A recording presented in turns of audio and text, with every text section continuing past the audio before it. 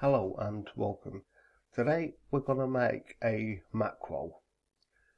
If you've ever used Photoshop, you will be familiar with this. It's the action panel in Photoshop, but in Affinity Photo it's called macros. So with that, we will get started and we'll open up our first image by going to File, Open, and then clicking on our first image.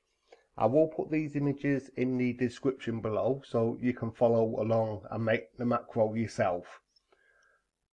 So we will click open and get up our image, and I'm just going to unlock the background layer. Now what we want to do is, the macro is going to be a crop and paint and to straighten what we'll have to do. So we'll straighten this image, we'll record it, we'll paint in the edges instead of cropping it down, and that will be our macro. So to get started, we need to crop the image first. So if you click on the crop tool, it's the little box that's got this line through centre of it, or you can get it by clicking C on your keyboard. And then on the menu bar, you want to click on straighten. Now, if you left click and hold it down and pull the line across, it will straighten the image to that line, and click apply. So what it's done is it's turned the image round, but as you can see we've got some transparent areas, and that's what we're going to fix in this macro. So to start making our macro, we need to go up to view, and then come down to studio, and on the flyout panel click on macro. Now yours might come over onto this side, or if you've already got it activated you don't need to, and we will get started. So to get started doing our macro, what we need to do is click on the little red dot to start recording. Now our very first step, what we need to do, we need to rasterize and trim the image. So if we go up to layer and come almost down to the bottom and click rasterize and trim. Now as you can see in the layers panel, in the macro panel, sorry, it's now recorded that step. So now from the transparent areas we need to select them, and instead of using the brush, if you come up to select and come down to alpha range and select fully transparent.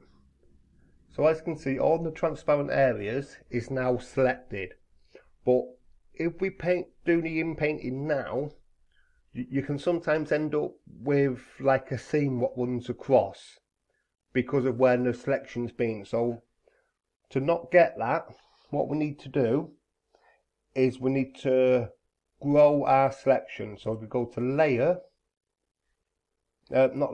select, and come down to grow and shrink.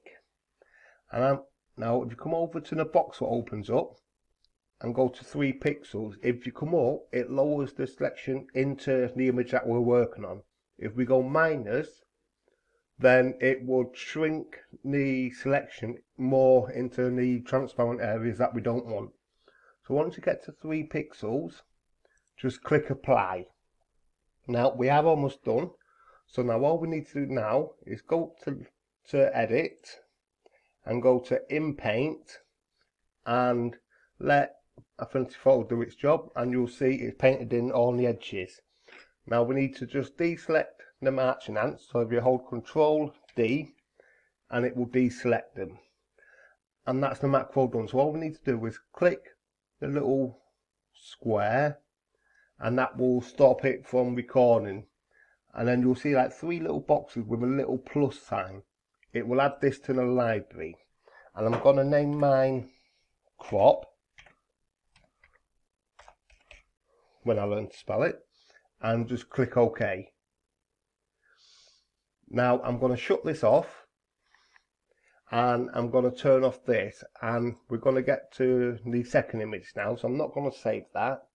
I'm going to go back to File, Open, and I'm going to open Tuscany and click Open. And as we did before, just unlock that layer, click on the crop tool, and then come back and straighten. And I'm just going to draw the line across there, and click apply. As you can see, the reason why we don't include the crop with the macro, because the last one, it was only a small bit, where this one's a lot bigger, where it's rotated it. So if we include the last one, it would only end up with a small rotation and it won't be completely straight. Now this is when the time saving comes. So because I've closed my macrons off, you won't need to, yours should still be there. But if you come down to Studio, if you decide to turn it off, instead of going to macro, click on library, and that loads up the macro library. And then all you need to do is where you named it crop, just click on it once, and that's it.